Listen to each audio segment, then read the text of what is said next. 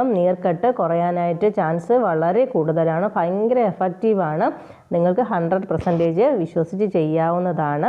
ഇനി നമ്മൾ 10 മിനിറ്റ് ചെയ്തതിന് ശേഷം കാലുകൾ നന്നായിട്ട് തുടച്ചതിന് ശേഷം ഉറങ്ങാനായിട്ട് പോവുക.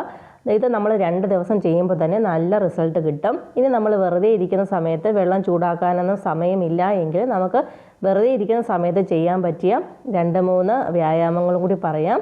നമ്മൾ നിലത്ത് നിൽക്കുന്ന സമയത്ത് നമ്മുടെ ആ വിരലുകളിൽ നമ്മുടെ ബോഡി വെയിറ്റ് താങ്ങിയിട്ട് ഉപ്പൂറ്റി പതിയെ ഒന്ന് പൊക്കുക. സാവധാനം നമുക്ക് ചെയ്യാവുന്നതാണ്. ഇത് ഈ വീഡിയോയിൽ കാണിക്കുന്ന രീതിയിൽ ഒന്ന് ചെയ്യുക.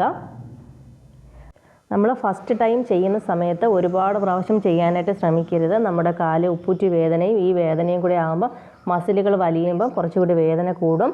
അപ്പോൾ നമ്മൾ ഫസ്റ്റ് പ്രാവശ്യം ചെയ്യുമ്പം 10 പ്രാവശ്യമോ 20 പ്രാവശ്യമോ മാത്രമേ ചെയ്യാൻ പാടുള്ളൂ.